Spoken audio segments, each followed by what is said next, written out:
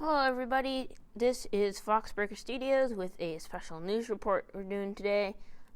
So I'll be talking about the UCS Republic Gunship new LEGO set, and I'll be just talking about some different stuff about it. So should you stay up till midnight, weighing the pros and cons, just different things to notice about it, different mistakes they made, and controversy over the set in general. This will be a little different because usually I don't do screen videos. So usually I actually film the video in real life, but this is going to be interesting. So, we'll try this out and see how it goes. Maybe I'll do a few more in the future. So first of all, just to preface all of this, anything negative that I say about this set is mostly minor details because I have so much respect for this set, and it's awesome. And I'm not saying I don't like it, just observing a few things. You'll see what I'm talking about. So there was a lot of controversy over the minifigures. So I guess on Lego.com they had a vote from fans, and apparently, so I guess most people voted Jedi Bob and Commander Cody for what we wanted in the UCS Republic Gunship, and we got neither, which is kind of sad because you'd think LEGO would give us at least one of them, but yeah, neither one. So that's kind of interesting. I sort of get it because I looked at all the UCS Republic gunship sets they've had before. So set 7676 Republic Attack Gunship from 2008. This one had probably the best figures, and this one already came with Commander Cody, and it also had a few other, it had a clone troop, just a regular clone trooper, Osage Ventress. No, wait, what? No. I don't remember, but yeah, there's a few other minifigures. There's Obi-Wan Kenobi. So this one already had Commander Cody in it. And then set 7163 from 2002, the Republic Gunship, 7163, if I got it right. That one had Jedi Bob. On Bricklink, it doesn't actually say Jedi Bob; it just says Jedi Knight. But I've actually never heard of Jedi Bob, to tell you the truth. But that's probably Jedi Bob, because I looked up Jedi Bob, nothing came up, so it's probably just called the Jedi Knight. So yeah, they've had a few different sets that already had those two minifigures in them, and I feel like maybe LEGO just wanted to mix it up a little bit or something. That's what I feel like. But yeah, it's interesting. So as far it's funny, M&R Productions did a video on this. He did a video about, I think it was called "Why the LEGO set designers think fans are stupid" or something like that. It was funny. He gets so mad in that video. Yeah, it's interesting. But anyway, so yeah, we got so we didn't get either of those, but we got Sandy, or I call him Sandy with Mace Windu. It's basically just a new Mace Windu minifigure with sand on him. If you can see, the torso print is just a little bit there. So that looks kind of cool. There's just a little bit of sand looking stuff. And there's also a Phase 1 Clone Trooper Commander. You can tell it's Phase 1 because he has a little fin on the top. And this sort of looks like Commander Cody. It's kind of an orangish color, but it's more yellowy. And yeah, side by side, they definitely don't look at all the same, whatsoever. So yeah, it's pretty obvious they're not the same. But it's still a cool minifigure, I gotta say. So yeah, that's as far as the minifigure. And there's a lot of people who are really sad about this, and I get that the minifigures, it's kind of disappointing, but we've got to get them soon. I mean, Lego heard us, and they know that we want it, and yeah, they'll probably put it in the next Republic Gunship playset, or even any other set. It doesn't really matter what it comes in. We need a Captain Rex too. That would be awesome. It'd be cool if they had a clone pilot too. That would actually make more sense. I feel like they just should have put more minifigures for a UCS set, but whatever. So yeah, it's a cool set as far as the actual set. I haven't actually talked about it yet. So, first of all, there was a mistake with the box and instruction book. It's kind of funny. So, the thing that was happening is, I guess they're so used to Imperial UCS Star Wars sets, like the Star Destroyer, and we're rumored to have an AT-AT next year, maybe. We're not exactly sure, but so they're just used to Imperial UCS sets. I think they just forgot to put the Republic symbol instead of the Imperial symbol.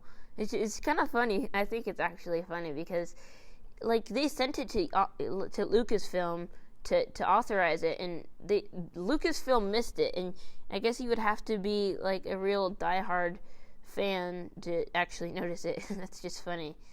Yeah, and they already made a bunch of sets with the mistake box in it, so yeah, it'll probably be probably the new box won't be sold till like fall or winter. There's gonna be, but the box, the rare, what's gonna be rare, the mistake box is probably gonna be really rare soon. And there's probably going to be a lot of snipers on Lego.com at midnight to get the set as soon as possible, just so they can sell it like in 2030 for like $2,000. So if you keep them as, what I see is, if you keep the mistake box sealed, you can wait till you get the regular box and build that one, and then save. I guess you could say the first edition with the mistake to sell in to sell later and make some money off it. So I'll talk about that a little later. So ship looks pretty cool. There's a lot of different things. There's so the placard is cool.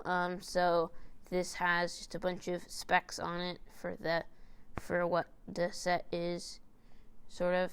And yeah, it's just a plaque. There's also the minifigures aren't kind of right next to the plaque too. So they're just on a little stand. Mace Windu with the purple lightsaber and the Clone Trooper Commander. As far as the actual set, I keep saying that because I still haven't talked about it. So yeah, the set is pretty cool. That we get the little, like, the turrets in the front. There's like there's the two ones in the front. There's one in the back. And there's also the two, or wait, is that it? No, yeah, there's two more that's on the wings. They're like little, yeah, so there's two in the front, one in the back, and then there's also two coming out the sides, like the cargo bay doors that you can put like a minifigure in, although it's a little bit too big for that. And then there's also two on the wings. Or maybe those aren't turrets. Maybe those are just... No, I think that'd be turrets. It looks like it. It's like the little, like the little glass spheres on the wings, on like the tips. So that's kind of cool. The nice thing is they didn't get the set wrong. They made sure to put the Republic symbol on the set. I guess they just forgot on the actual box. So that's nice. Cargo bay doors go back. There's also there's another door in the back that will be like a ramp. And then there's a lot of guns on this thing. There's even some that come out the top, and then on the back of the box art, it actually shows the thing from the movie, which is pretty cool. It's like almost the same position from the movie, and it looks real accurate. So yeah, let's see, did I miss anything? So this is Attack of the Clones, UCS Gunship, and not from the Clone Wars. And you may be asking, well, what's the difference? Well, so Clone Wars was the TV show that was animated. Attack of the Clones was the movie. Not as good, by the way. But live action is always better, or most of the time it's better than animated. So I liked the filming of the movie better, but Clone Wars is a lot deeper, just since there's 6 seasons or something like that. It's just so much more backstory, but it's whatever. But yeah, it's the Clone Wars, so it's not super detailed. It's Attack of the Clones. if it was Clone Wars, there'd be like a bunch of, it would be more colorful and more decals. I don't really care. It's just whatever. Yeah, so anyway, that's cool. Then there's also, so let's see. This is going to be a little shorter than the podcast version because podcast version is going to be more like 15 minutes. I'm trying to do this in like 10 minutes. So, yeah, if you want to hear the full length thing, I will, you can go check out my podcast. So as far as buying it, if you ever heard of the Bricks King podcast, it's another LEGO podcast. It's on all platforms.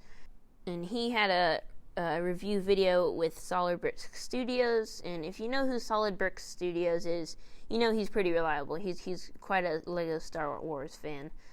So he said it'll probably be out of stock in the first 10 minutes. And I think that would make sense if it was, because, you know, people are going to be like so like ready to buy it. They're going to be like refreshing the page over and over and like, oh, I can buy it, pew pew pew pew.